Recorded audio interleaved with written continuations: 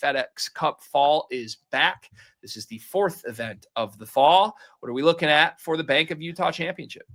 Yeah, so pretty excited to get back into it after a week off. We cashed Xander Schauffele at plus 1,100 in the last tournament, Baycurrent Classic. That's our second outright win and third if you played Griffin without Scheffler at the which one was that? I forgot the name of the tournament. Excuse me, but or played Scheffler at his short odds in that one. But over the past four events, we've picked three winners and at least one ladder play. So models firing, and we got a bunch of edges on this one. I'm going to bring up the predictions here, and then we'll just run through our top picks all around.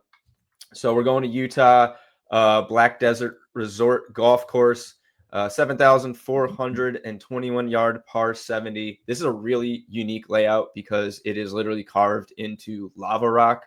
It's like treeless golf course. There's red rocks all around. It's really beautiful. It's brutal if you miss the fairway because you're probably bouncing off the rocks and stuff. But it played as a birdie fest last year.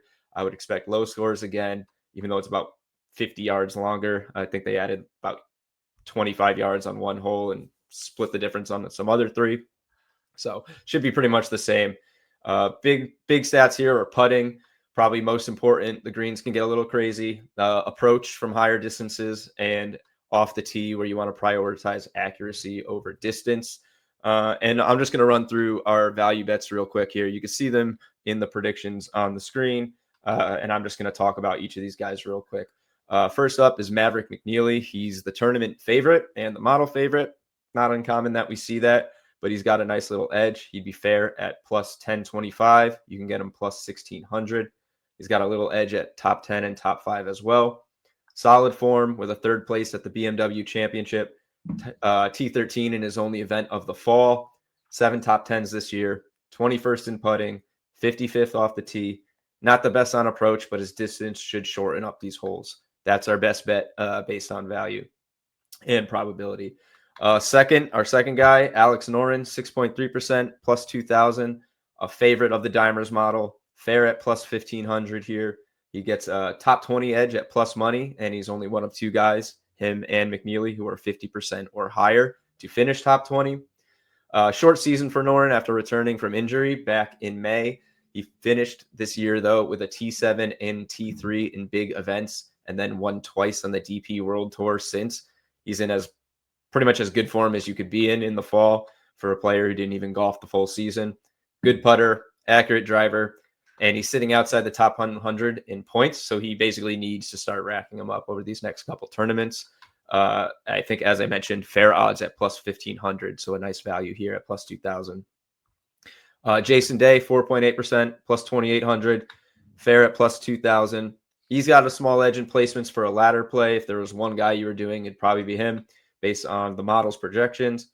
This is his first action on the tour since the BMW Championship in the playoffs. Finished T23 there.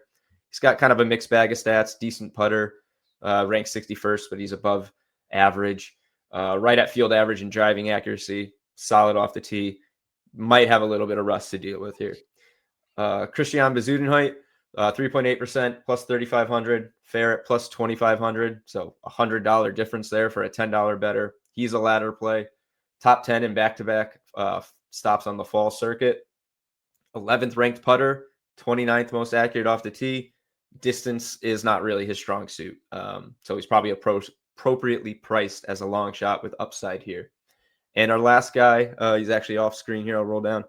Billy Horschel, 2.5% at plus 7,000. This would be fair at plus 3,900. So a huge difference, although that probability gap is actually, I think, 1% or less. Returned after injury absence to an up and down tournament. Last one around at the Baycurrent. Finished his first round of 77, bounced right back with a 66, finished even on the tournament.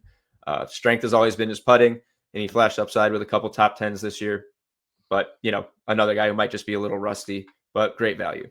And just two guys that I like independent of the model projections, Michael Thorbjornsen at plus 1,800 and Matthew McCarty at plus 3,500. Guys I'll have on my card, even though they're a bit on the lower end of the probability scale.